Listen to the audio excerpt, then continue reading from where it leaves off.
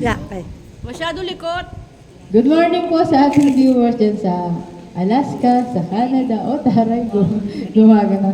So again, ulitin ko lang po yung Joy. Talagang hindi na maipaliwanag. Ayan, hindi po si Joy nakasama natin dito. No? Yung Joy na iba yan, kay Kuya Iben. May sariling Joy. Di niya narinig, kaya hindi siya, So ayun, iba po yung nararamdaman natin. Like, hindi na maipaliwanag sa salita.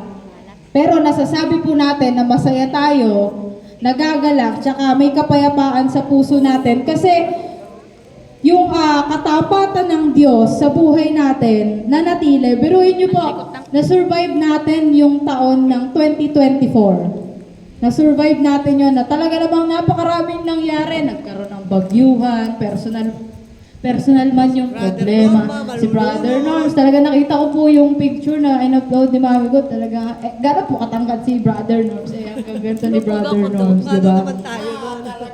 Opo, talagang lumag. Na-survive yung taon ng 2024 na talaga namang napakaraming nangyari. But still, His goodness remains. Kasi nandito ako, nandito kayo, nandito tayo sa taon ng 2025 na patuloy na magpupuri at sasamba sa Kanya. Pwede po ba natin palakpakan ng Diyos dahil sa bagong layaya?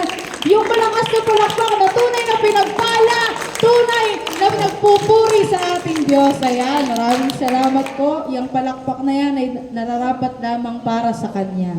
Ayan, since nagpalit na po ang taon, meron po ba dito yung nagsabi na talaga, pag 2025, magbabago na ako. Meron na. Parang yung sinasabi na New Year's resolution, yan. Ay sa 2025, ililista ko na yung mga dapat lang bilhin. Yung mga dapat lang orderin sa isang buwan, isang parcel na lang yung dadating. Ay! Hindi in-specific kung ano yung isang bulto pala. No, may nagsabi pa, susunod na talaga ako sa Lord. Yung 2025, babalik na ako talaga sa pagde-devotion ng tuloy-tuloy. Yung tipong pag sinabi ng Diyos, anak, devotion na, magde-devotion na ako. Matulog nang hindi nagdi-devotion. Amen. Babalik na ulit ako sa pag-awit tsaka sa pagsasayaw.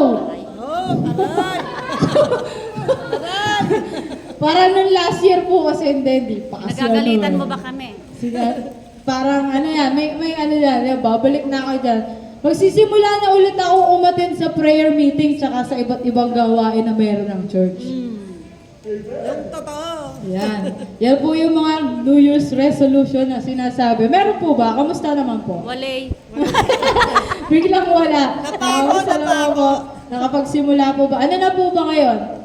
January 5 na? 5 araw na, simula nung nakalipas na magpalit ang taon. Kamusta po ang inyong mga sinabi na? Thank you, Lord! Salamat po sa Lord dahil sa consistency na kanyang, dahil sa Lord nagiging consistent po tayo. Ayan. At kung isa ka po sa mga nagsabi nung nabanggit kanina, tapos hanggang ngayon parang nahihirapan ka pa rin na magsimula, na talagang gawin yung mga bagay na yon. Sabihin niyo po din sa katabi niyo, makinig ka. Manginig ka. Kinig ka. Kinig na na. Dahil ang ating pong pag-uusapan ngayong umaga ay pinamagatang Now is the time.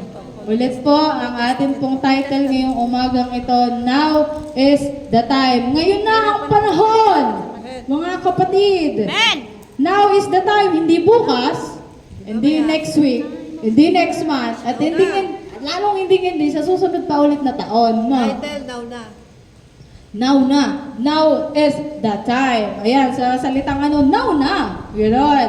So, sabi po sa 2 Corinthians chapter 6 verse 2, sabi po sa English, for he says, in the time of my favor I heard you, and in the day of salvation I help you. I tell you, now is the time of God's favor. Now is the day of salvation. Sabi sa Tagalog, sapagkat sinabi ng Diyos, dininig kita sa tamang panahon at tinulungan kita sa araw ng kaligtasan. Sinasabi ko sa iyo ngayon, makinig ka. Ngayon ang tamang panahon Ngayon na ang araw ng kaligtasan. Kapatid, now is the time para gawin yung mga ipinapagawa ng Diyos.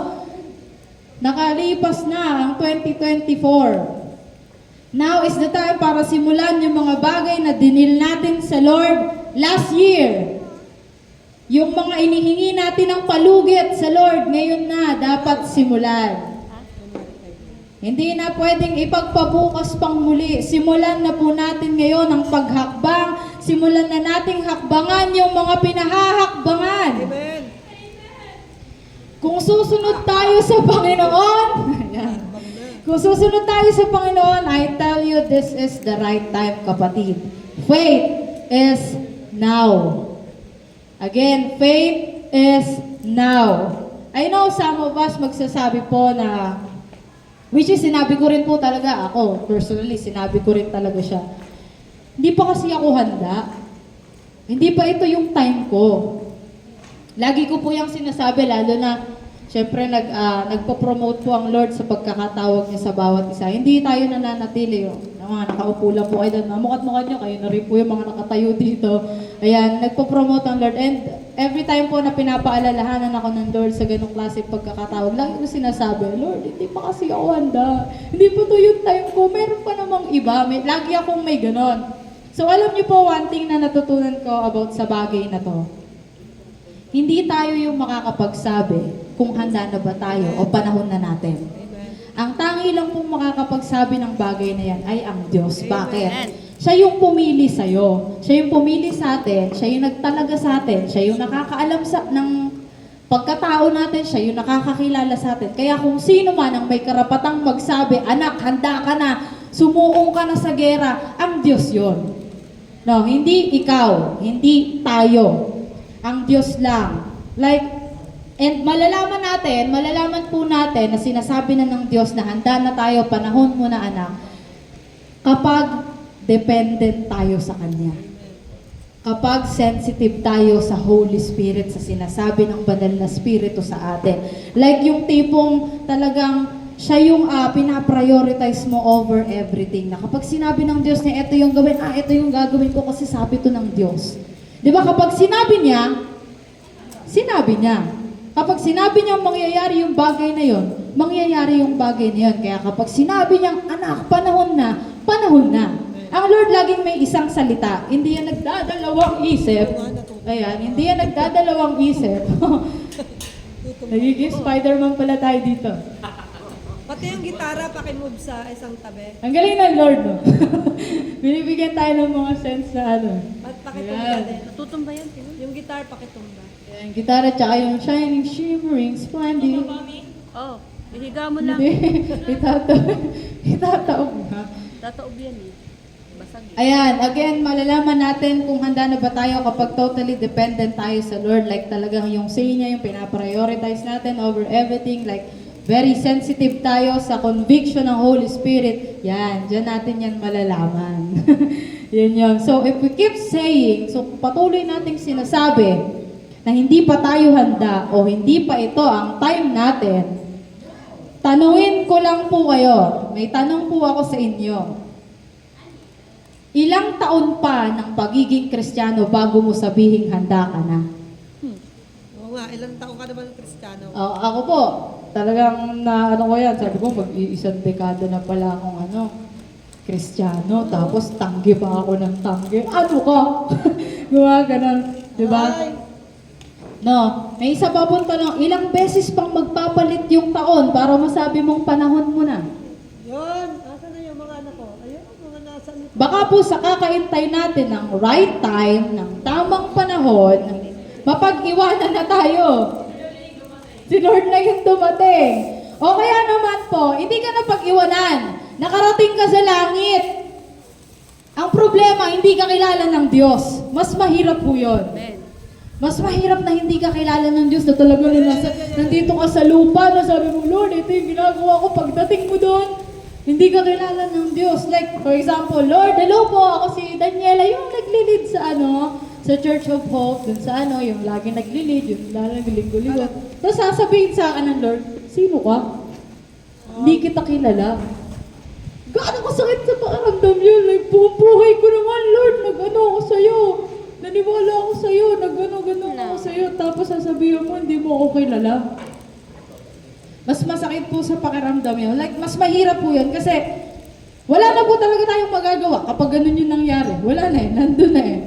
Na wala na tayong magagawa kapag ganun yung nangyari. Kaya nga po, patuloy tayong binibigyan ng Diyos ng panahon para gawin yung mga pinagagawa niya dahil mismong siya, mismo ang Diyos natin, ayaw na mangyari yun. Kasi in the first place pala, sinabi niya na sa atin, sa mga tao, na yung pangako niya, dadalhin niya tayo dun sa lupang ipinangako, sa promised land. Yun yung pangako ng Diyos. Kaya walang pinangako ang Diyos, o walang sinabi ang Diyos na dadalhin ka niya sa hindi magandang lugar. So ayun, kaya patuloy tayong binibigyan ng Diyos ng mahaba pang panahon para gawin natin yung mga ipinagagawa niya sa atin. Kaya kahit po si Paul, nakiusap siya dun sa Roma chapter 12 verse 1 to 2, yung sinabi niya, kaya nga mga kapatid, nakikiusap ako sa inyo, alang-alang sa maraming pagkakataong kinaawaan tayo ng Diyos, ibigay ninyo sa Kanya ang inyong mga sarili bilang mga handog na buhay, banal at kalugod-lugod sa Kanya. Ito ang tunay na pagsamba sa Kanya. Paulit-ulit na natin yung naririnig. Ilang tao na o ilang preacher na yung nagsalita sa unahan na to na nagsabi na ialay natin ang ating mga sarili bilang handog na buhay. Kalugod-lugod sa Kanya. Sobrang haba na po ng extension to the point na pinaabot pa ng Diyos na hanggang ngayong 2025. Naalala niyo po yung mga na-share dito na-share nila Mami Gold, nila Karin, na Mindoro po ba kayo nun? Yung sa Korea, yung mga Koreano yung sa Korea tuloy. Sa mga Koreano yung nag-share na 2020 dapat tapos na. 2020 po ba yun? 2000, o yan. Ang haba na nung extension. Extension talaga. Sobrang haba na, umabot na ngayong 2025. Kaya ang tanong ko, mga kapatid, panibagong tanong, ano na? Ano na? Palimang araw na ng 2025, ano na? Kapatid, yung mensahe po natin ngayong umagang ito ay hindi para mang-condemn. Pinagalo po sa atin ng Diyos ito to remind us na there is no other time but now. Wala nang ibang panahon kundi ngayon. God's time is always now. Pag sinabi ng Diyos na ngayon na, ngayon na. Mag-move forward na tayo. Sabi last week, anong sinabi ng last week nung naka-round ano po tayo? Diba? Round table, yung sharing. Iwanan na natin yung mga nakaraan natin. Ibigay na natin yan sa Diyos. Ipagkatiwala na natin sa Kanya at mag-move forward na tayo ng sabay-sabay. Hindi pwedeng isa lang yung nag-move forward. Mahirap po yun. Like, kapit-kapit ho kayo, tapos iilan lang yung humahakbang, tapos sige ba, nakaganon lang. Ang bigat ho nun. No, mahirap ho yun. Kailangan sama-sama tayong umaangat, sama-sama tayong humahakbang. Magsimula na tayo ulit, mga kapatid, 2025 na! Balik na tayo! Bumalik na tayo, mga kapatid! Balik na! Punong-puno na po tayo ng karunungan. Punong-puno na tayo ng knowledge sa sobrang dami ng mensaheng napakinggan natin. Puro pa kina. Ang dami nang tumayo sa harapan na to, iba't ibang preacher, iba't ibang galing pa sa ibang simbahan. Ilang linggo ang meron sa isang buwan, lumilima pa minsan. Yes. 5 mensahe yun, bukod pa yung personal sa araw-araw na pagdidevotion. Napakarami ng knowledge. Napakarami ng mensahe, wala pa rin nangyayari. Sobrang dami na po napakinggan sa Sunday service, personal through devotion, kahit nga sa TikTok, sa YouTube, sa Facebook, makakakita ka tsaka makakarinig ka na ng mga iba't ibang klase ng mensahe.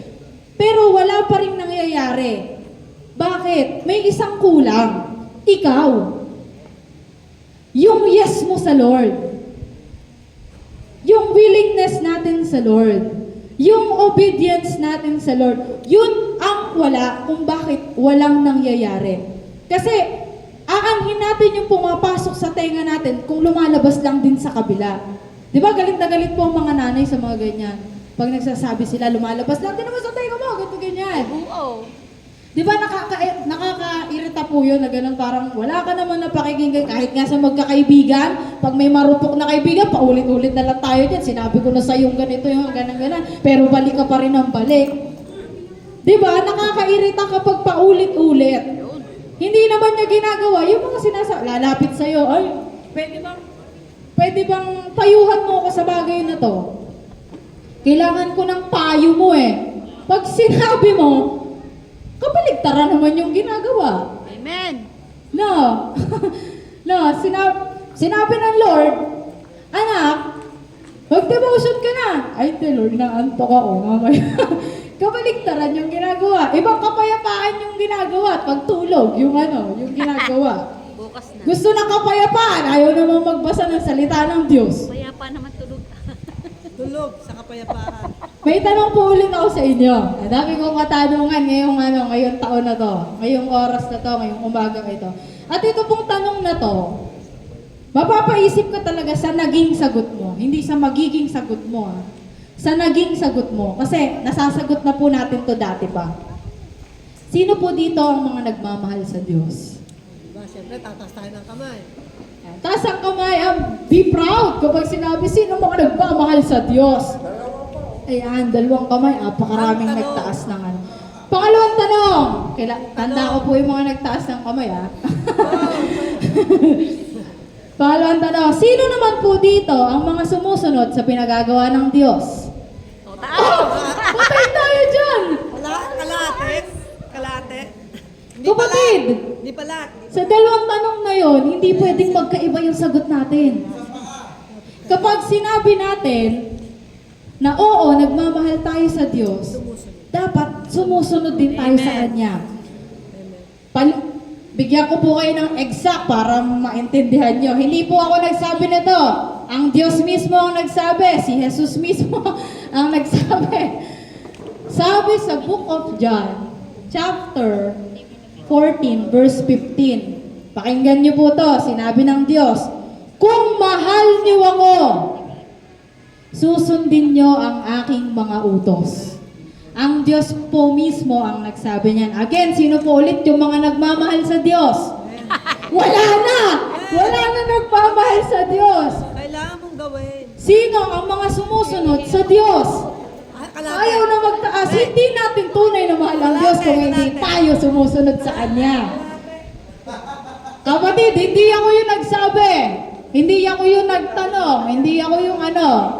Ang Diyos mismo ang nagsabi, kung mahal niyo ako, susundin niyo ang aking mga utos. Hindi po sa kino-question ko yung pagmamahal na meron kayo sa Panginoon. Kailangan lang po natin i-check kung nakabase pa ba tayo sa kalooban ng Diyos or baka sa sarili na lang nating pamantasan or kagustuhan. Kasi di ba po, ang tao may sinasabing love language yan. Ayan. 5 po ba yun? 5 ata yun. 5 love language yan. Kung saan, mapapatunayan na kung talagang mahal nila yung isang tao o mahal mo yung isang tao, dapat nakikita yung love language nila. Like yung quality time, receiving gifts, ano pa ba? Words of affirmation, physical touch. Ano pa isa? Acts of service. Ayan, alam natin yan. Psychology No, talaga. mapapatunayan mo kung mahal ka talaga ng isang tao. Halimbawa, ako po, ang aking love language, hindi ko po alam kung anong love language ko, pero ano na lang. Ang aking pong love language ay quality time.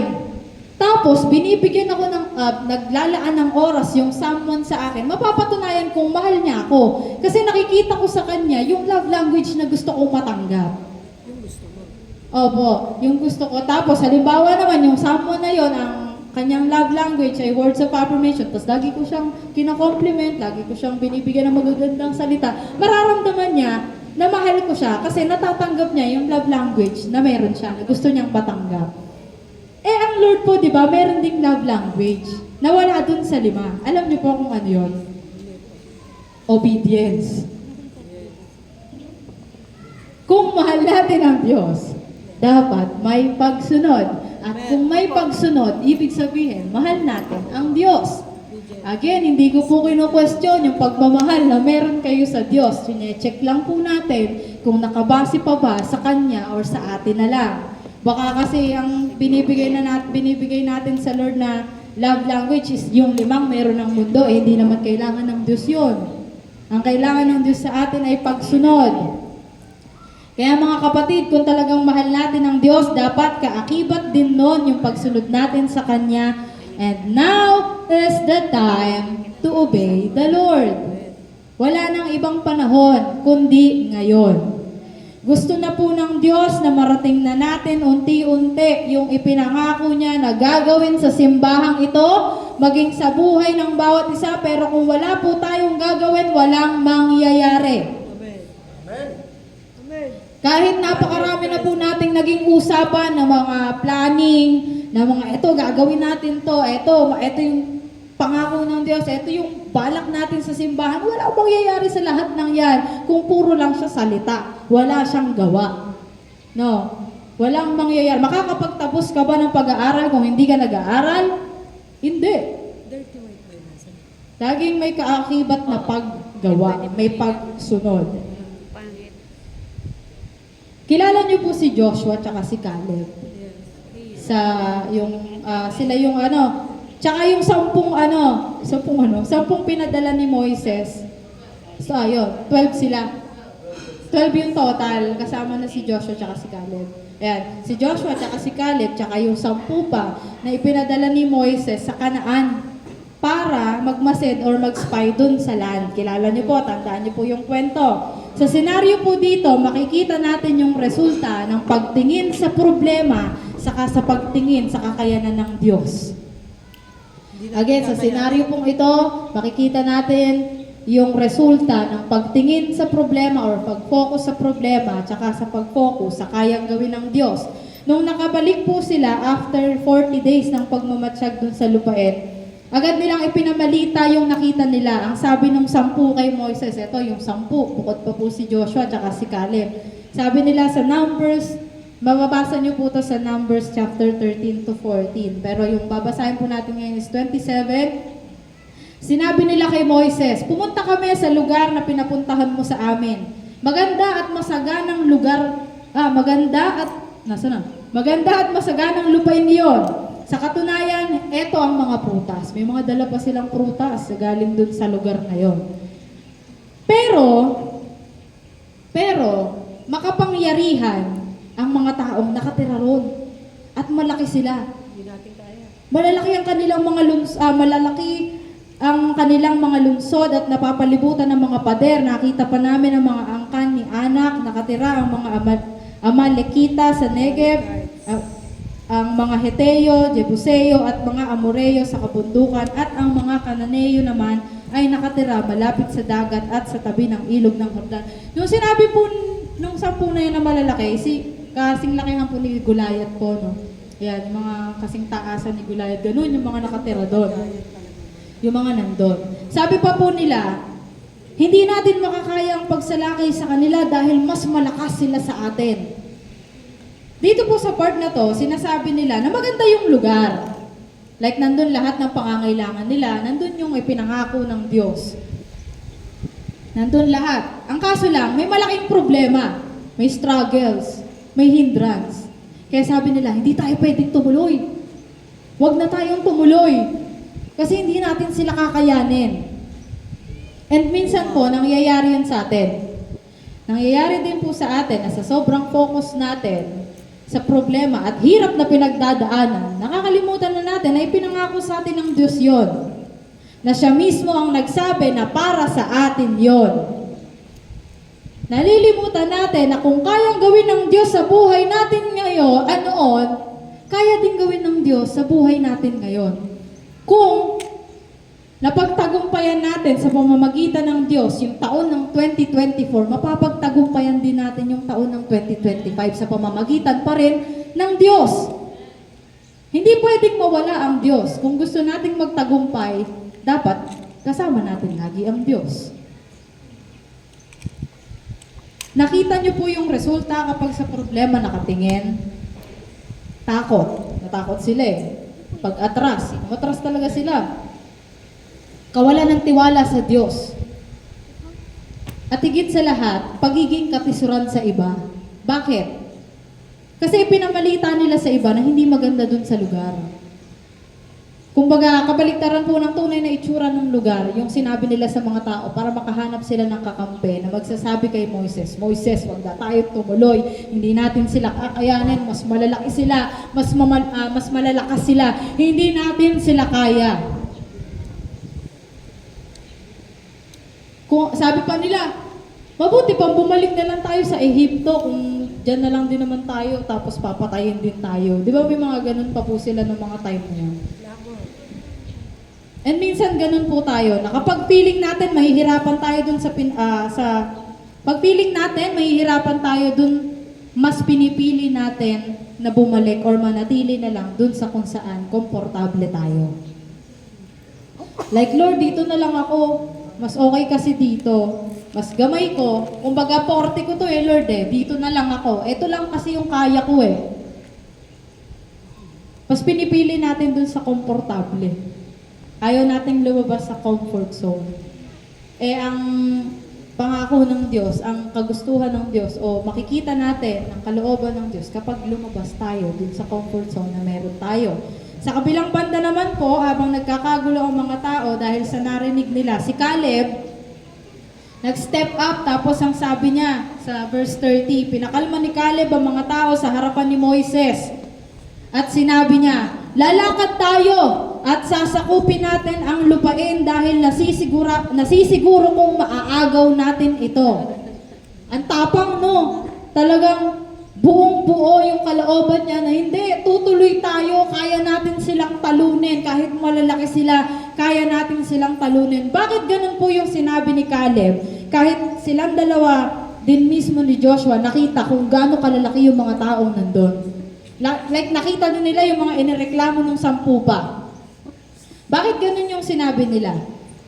Dahil mas nangibabaw yung pag-alala nila sa pangako ng Diyos kay Moises doon sa Exodus chapter 3 verse 17. Nangako ako na palalabasin ko kayo sa Ehipto kung saan naghihirap kayo at dadalhin sa maganda at masaganang lupain ang lupain ng mga Kananeo, Heteo, Amoreo, Perezeo, Hiveo, at mga Jebuseo. Yun na yun! Yung lupain na sinasabi ng Diyos sa pangako niya kay Moises, ayun na! Pinapuntahan na, pinagmatsyagan na, nandun na.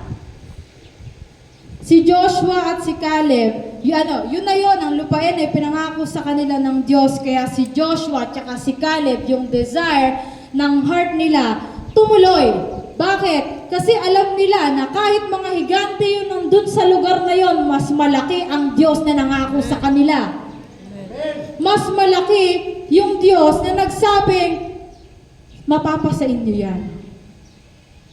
Kaya kapatid, kung alam mo na mas malaki at mas malakas yung Diyos natin sa lahat ng problemang hinaharap mo ngayon, hindi ka na matatakot tumuloy sa paghakbang. Bakit? Nandun na siya Nakasapo na yung kamay sa kada hakbang na gagawin natin. Eto na, anak, eto yung pangalawa, eto yung susunod. Nandun na siya, nakabantay na siya, nandun na, nakasapo na yung kamay sa pagsalo sa kada hakbang na gagawin mo at wala na tayong ibang gagawin pa, kundi ang magtiwala na lang ng lubusan sa Kanya. Yung buong pagtitiwala. Na kahit anong mangyari, madapa man tayo at idapa palalo ng kaaway, yung totally subsub na. I tell you kapatid, kahit subsub ka na, nandun pa rin siya. Ang Diyos, ibabangon ulit tayo at gagabayan sa pagpapatuloy, sa paghakbang, sa pinahahakbangan niya. Huwag nating kalimutan na ang Diyos palaging nandyan para sa atin. Tayo lang yung nawawala. Kung mayroon mang nawawala, tayo yun, hindi ang Diyos. Amen. Kaya kapatid, kung hahakbang ka, ngayon na. Because now is the time.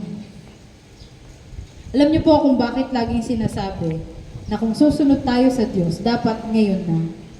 Kasi sabi po sa Hebrews chapter 3 verse 7 to 8, Kaya tulad ng sinabi ng Espiritu Santo, kapag ngayon, ang tinig ng Diyos ay narinig ninyo,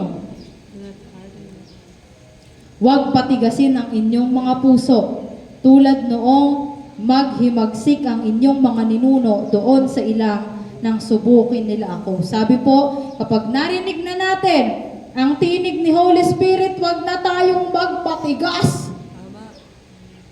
Huwag nang magpumilit. Kapag sinabi niya na ipag-pray mo, ipag-pray mo. Kapag sinabi niya na sharean mo, i-sharean mo. Kapag sinabi niya na pakinggan mo, pakinggan mo. Eto, mga kapatid, ito isa sa mahirap itong gawin. Kapag sinabi niya na patawarin mo, patawarin mo na. Tama. Patuwarin. Kapag sinabi niya na bitawan mo na, bitaw na.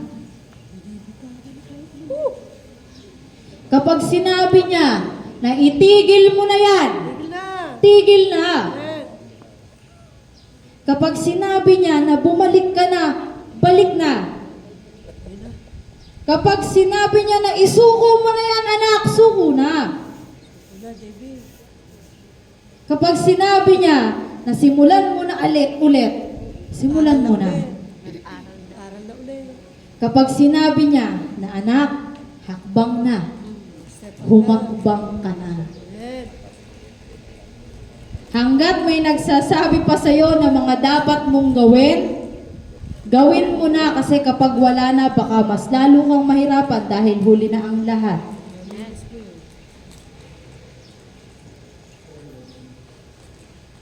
Again, kapatid, huwag po nating i-neglect ang conviction ng Holy Spirit sa atin. Naniniwala po ako na ang bawat isa sa atin dito may Holy Spirit. And ang bawat isa po dito naririnig ang tinig ng Holy Spirit. Kinakailangan lang po natin siyang pakinggan at huwag baliwalain. Kasi yung sinasabi niya, importante yun. Para yon sa ikabubuti mo. Para yon sa ikabubuti natin. Para yon sa ikabubuti ng simbahang ito. Kapatid, kapag sinabi niya na humakbang ka na, hakbang na. Lord, hindi ko kaya. Sasabihin sa atin ng Lord, kaya ko. Palaging kaya ng Lord. Kung hindi mo kaya, kaya ng Lord. Tatlong bagay po na palagi nang sinasabi sa atin ng mga nagsasalita dito, mga kapatiran na nakakausap natin, lalong-lalo na ng Diyos, na imbis gawin nating resolution, gawin na lang nating habit. Like yung sa araw-araw ng buhay natin, ginagawa natin siya. Di ba kapag habit mo, hindi na yan nawawala sa parang kumbaga sa lifestyle mo, no? Yan. Kapag sinabing habit, yan, hindi kumpleto yung buhay mo kapag hindi mo to nagawa.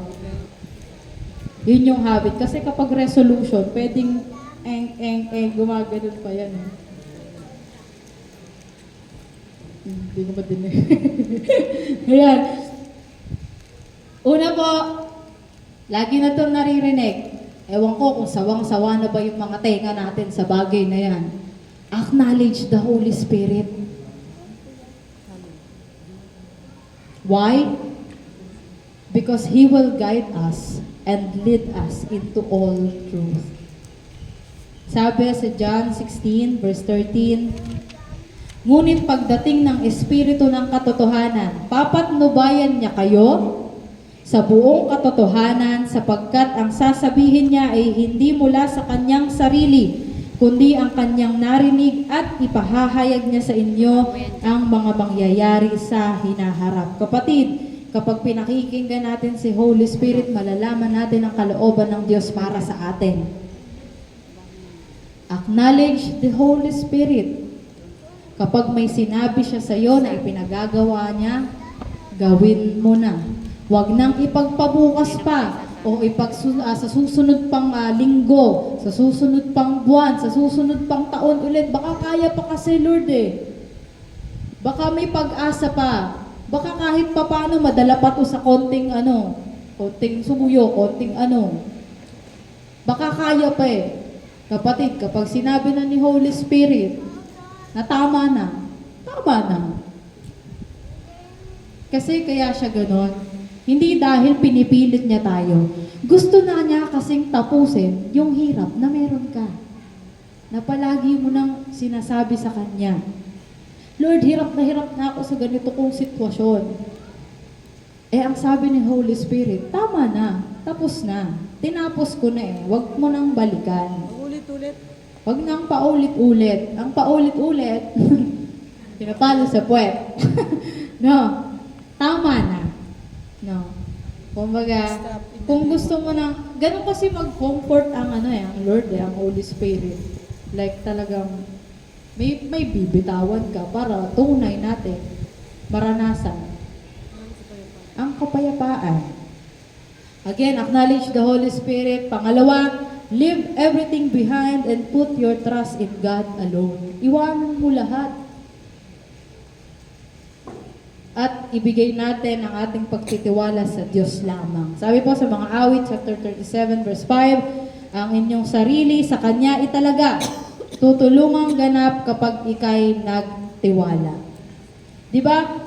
Naalala niyo po yung sa Matthew po ata ito, yung may taong nagsabi na, Panginoon, susunod po ako sa inyo, pero bago yun, magpapaalam muna ako sa tatay ko.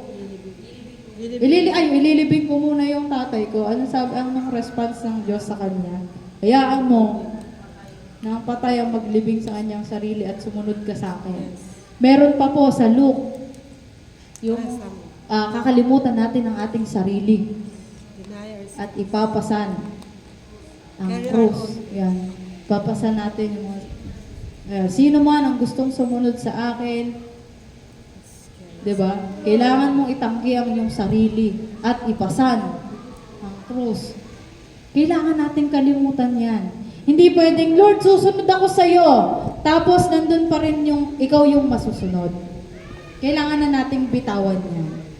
Diba last week po, yun nga po ang pinag-usapan natin, yan yung focus Ano yung mga nasa past mo na nagbibigay ng hadlang sa'yo para mag-move forward. Actually po kagabi, sa practice namin, yan, Kuya Mac, na-late po kami ng dating kagabi. Masensya na po.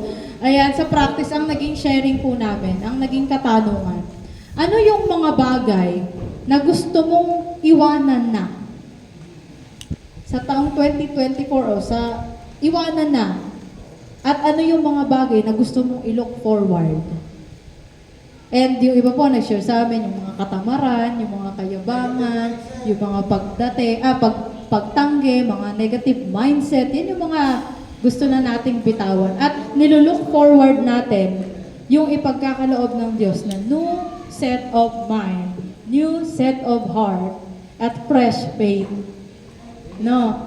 Yung sariwang pananampalataya, hindi yung latak na lang. No. Natapos na yung 2024, latak na lang yung No, sariwang pananampalataya, sariwang puso, bagong puso, bagong pag-iisip. Yan ang mga kailangan nating bitbitin ngayong taon ng 2025. And panghuli, ang sabi, lagi na po ito natin naririnig, let God be the center of your life. Gawin nating sentro ng ating buhay ang ating Panginoong Diyos. Kapag sinabi natin na ang Diyos na ang center ng ating buhay, ibig sabihin, sumusunod tayo sa Kanyang kalooban. Amen. Sumusunod tayo sa Kanyang mga utos. At ginagawa natin siyang highest priority ng ating buhay. Like yung final say, final authority, napagtanungan mo na lahat, napagtanungan mo na si Karil, napagtanungan mo na si Mami ko, napagtanungan mo na yung mga leaders sa simbahan, pero ang magiging final say, si Lord pa rin. No. Naniniwala po tayo na yung mga sinabi sa atin ng mga kapatiran natin, nagmula rin yun sa Diyos. Pero iba, kapag yung siya mismo yun ang usap sa'yo through His Word. Iba yung, kumbaga, sa mga tao nakakausap po natin dito sa simbahan, confirmation na lang yun confirmation na lang yon ang natanggap nating mensahe mula sa Diyos. Kaya kung ang priority natin sa ating mga buhay ay ang Diyos, hindi ka na magkakamali sa desisyon mo. Hindi na mauulit yung mga past mistakes na meron ka. Bakit? Diyos na yung nagde-decide para sa iyo eh. 'Di ba sabi doon sa 2 Corinthians 5:17, the old has gone, the new has come. Ito na, bago na. Alam niyo po yung ibig sabihin ng una nating kinanta? I got a new thing coming. Meron akong panibagong dadating. May panibagong dadating. And hindi pa po buo yung kantang yon. Kapag nabuo na yung kantang yon, malalaman niyo po kung ano yung paparating. Yung sorpresa ng Diyos na meron siya para sa atin. I know, mahirap po talaga. Pero di ba po, walang mahirap sa tunay na nagmamahal. Tanungin ko po ulit kayo. Di ba? Totoo yan. Mga experience yan.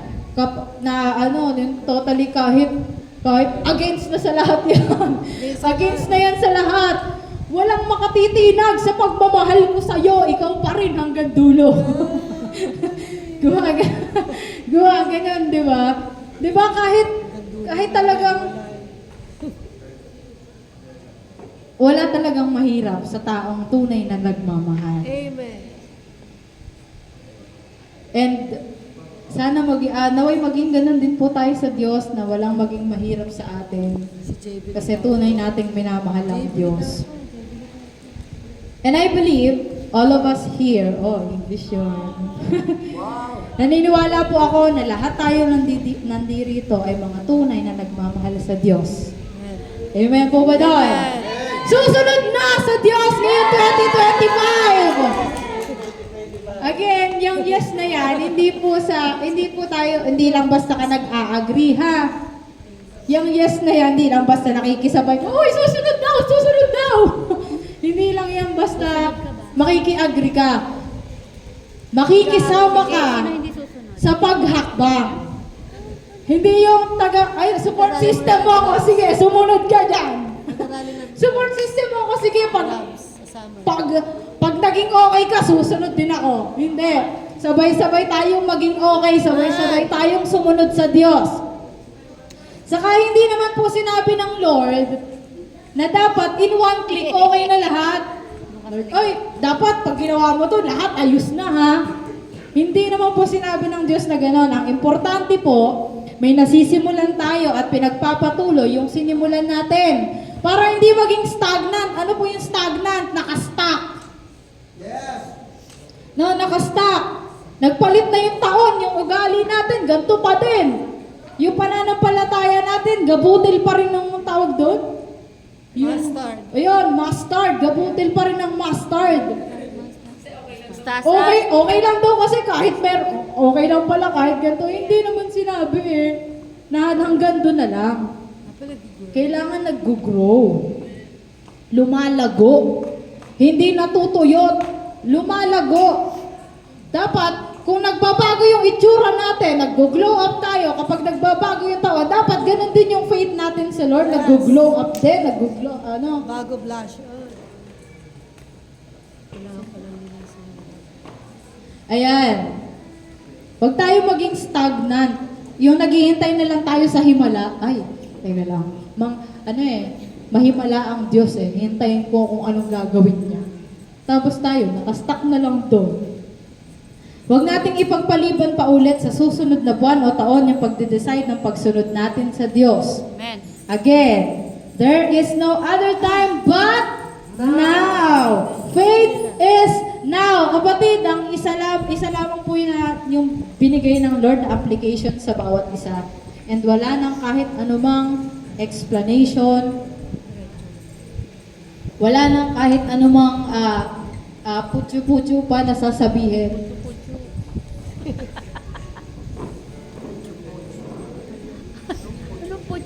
Putyo-putyo, yung eme-eme pa, na ang dami-dami pa sinasabi. Lumalayo na yung ibig sabihin ng ng sinasabi. Ang sabi po sa application, kapatid, makinig ka! Humakbang ka na! Humakbang ka na, kapatid! Huwag nang matakot o huwag nang magdalawang isip sa paghakbang. Dahil ang kamay ng Diyos matagal nang nakasapong. Ngalay na nga ata ang Diyos eh. Nakangalay na ang Diyos sa paghintay ng paghakbang natin. Humakbang na tayo.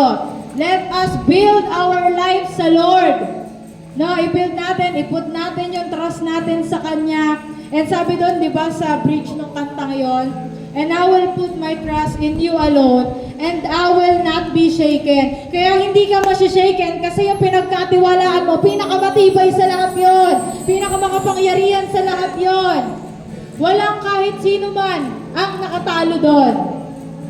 Kaya kapatid, kung nagdadalawang isip ka pa rin hanggang ngayon, sinasabi ko sa iyo, wala nang ibang panahon kundi ngayon. Humakbang ka na. Inaanyayahan ko po kayong tumayo at sabay-sabay po tayong humakbang.